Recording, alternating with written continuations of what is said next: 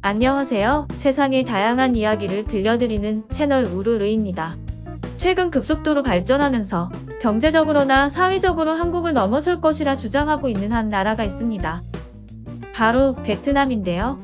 하지만 현재 베트남은 대한민국의 1990년대 수준의 경제 수준을 보여주고 있어 과연 어떤 근거로 그런 자신감을 보이는지 궁금하게 하는데요. 오늘은 베트남이 왜 한국을 뛰어넘을 수 있다고 생각하는지, 또 왜 그래도 넘을 수 없는지 한번 알아보았습니다. 일단 베트남이라는 나라는 우리 대한민국과 같이 전쟁 이후 인구가 급속도로 많아지며 성장하게 된 나라입니다. 현재 베트남의 인구는 9,300만 명이며 놀랍게도 인구의 60%가 30대입니다. 고령화 사회에 접어든 우리나라에 비해선 엄청나게 젊은 국가 중 하나입니다. 또한 땅이 넓으며 그 땅에 매립된 자원이 많습니다. 그리고 베트남에선 정보를 손쉽게 얻을 수 있는 스마트폰의 보급률이 120% 정도가 된다고 합니다. 이건 한 사람이 스마트폰을 두세 대씩 갖고 있는 사람이 많다는 뜻이죠.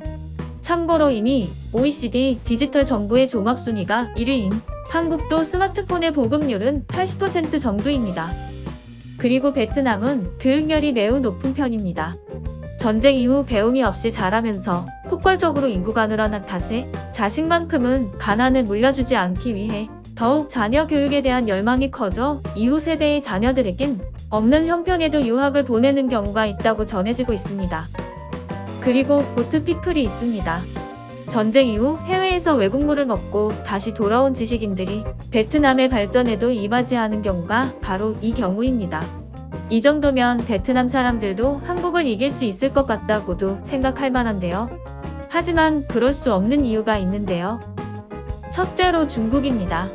베트남은 이제 막 개도국에서 벗어나려 하는 중이지만 그 앞엔 중국이라는 거대한 벽이 버티고 있는데요. 베트남은 자금, 기술 모든 분야에서 중국에 짓눌려 자체 기술을 배우고 축적할 여유조차 없는 형편입니다. 그나마 높은 인구와 낮은 인건비 하나에 기대어 한국 등 선진국과 중국이 던져주는 제조업의 일부를 유치하고 있을 뿐으로 분석되고 있습니다. 또한 주력 산업 중 하나인 섬유, 의료의 경우도 영세 수준을 벗어나지 못하고 있습니다. 국산에 비해 가격 경쟁력도 없는 편입니다. 규모의 경제를 앞세운 중국 기업들에게 물량과 가격 면에서 뒤처지기 때문입니다.